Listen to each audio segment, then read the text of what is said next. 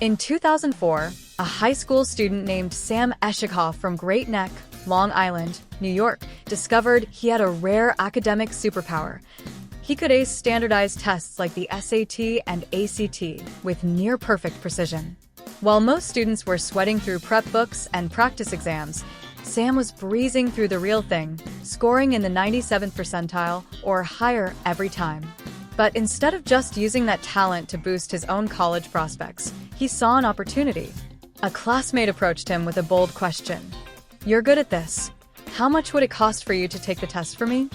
That moment sparked a scheme that would eventually make national headlines.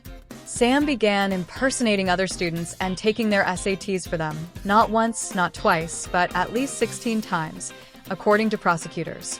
He charged between $1,500 and $2,500 per test, depending on the urgency and the score the student wanted.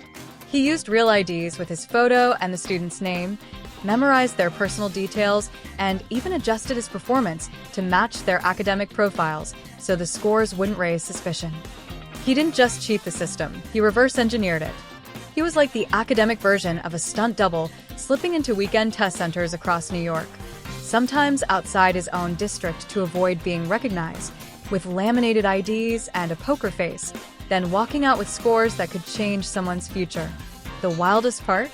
He wasn't caught for years. His operation was so smooth that students started referring others to him. It became an open secret in his school district, like a secret menu item at a diner, but instead of fries, you got a 2,200 SAT score.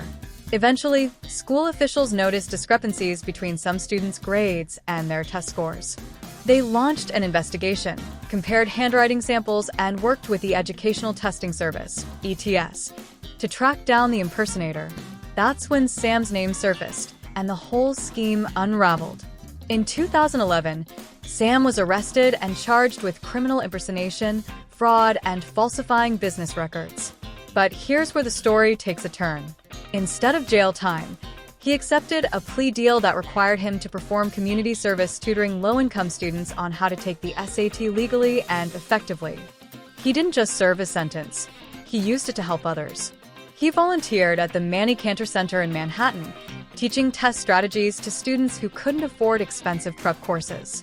Rather than disappearing into scandal, Sam leaned into the experience.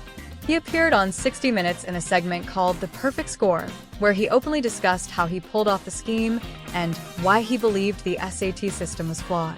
He argued that standardized testing was too easy to exploit and that it didn't accurately reflect a student's potential. His interviews sparked national debate and led to major reforms in SAT security. The College Board hired former FBI Director Louis Freeh to overhaul test procedures, including requiring photo IDs and tightening registration protocols.